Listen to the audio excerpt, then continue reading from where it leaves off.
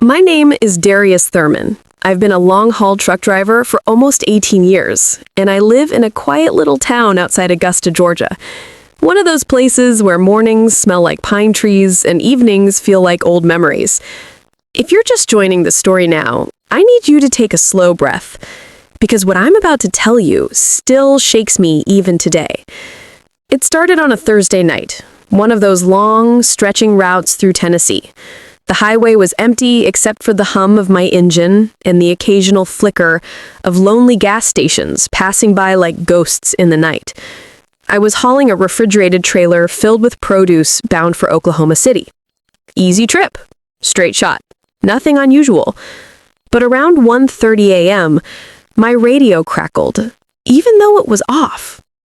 A sharp burst of static, like something trying to speak. I frowned. Radios don't come to life on their own. I tapped it. Nothing. Silence returned, heavier than before. I shrugged and kept driving. 30 minutes later, the static returned, this time followed by a faint voice. A woman's voice. Soft. Whispering. "Please. Stop." I hit the brakes on instinct, the truck shuddering to a halt on the shoulder. My heart hammered. I reached for the radio knob, but before I touched it, the whisper came again.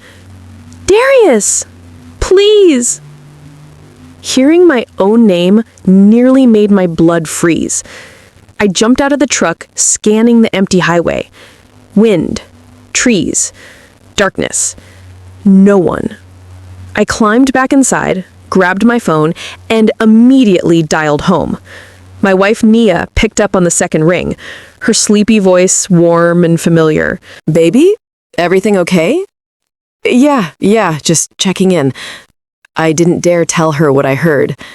"How's Ethan?" "He's out cold," she chuckled. "You know he waits up for you on Thursdays." I relaxed a little. Hearing her voice grounded me. Whatever I heard, maybe I was just tired. Maybe it was my mind playing tricks. But then, just as I was about to hang up, something happened that made my heart stop. Behind Nia's voice, faint, muffled, like it came from inside my phone, I heard this same whisper. "Don't trust the road tonight."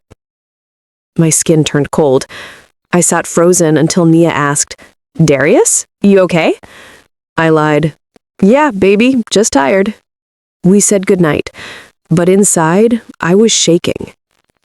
I kept driving, telling myself it was fatigue, imagination, the kind of thing truckers experience after too many hours on the road. But an hour later, I noticed something terrifying. My GPS rerouted on its own. A new route popped up on the screen, glowing in red. "Take Old Mill Road, 11 miles ahead." I knew that road. Nobody drove it anymore. Narrow, twisty, no lights. Locals said it was dangerous at night. I tried switching back to the main highway route. The screen refused. At this point, sweat dripped down my neck. My hands shook on the wheel. Something felt wrong, like the night itself was trying to warn me. The radio came alive again. This time the voice was louder. "Turn around." I slammed the radio off. My breath came fast and shallow. I told myself, I'm a grown man, a trucker, a father. I'm not losing my mind tonight. And then, just as I was about to hang up, I leapt out, adrenaline rushing, eyes scanning everywhere. Nobody. Nothing. Just the echo of my own breathing. I walked toward the front of the truck expecting to see someone, anyone, a hitchhiker, a drunk, an animal. But the road was empty, completely empty. When I turned back toward my truck, I saw something that nearly made me drop to my knees. On the side of my trailer, drawn in the condensation with a finger, was a message. "Go home." My heart stopped. I didn't wait. I climbed into that seat, turned the truck around, and drove straight back toward Georgia like the devil himself was behind me. When I finally reached home, Nia opened the door instantly, fear in her eyes. "You came back early. Why?" I stood there, trembling, unable to speak. She pulled me into a hug. And then, from the hallway, Ethan whispered, "Dad, the lady told me to tell you thank you for listening." My blood turned to ice. "The lady?" I croaked. Ethan nodded.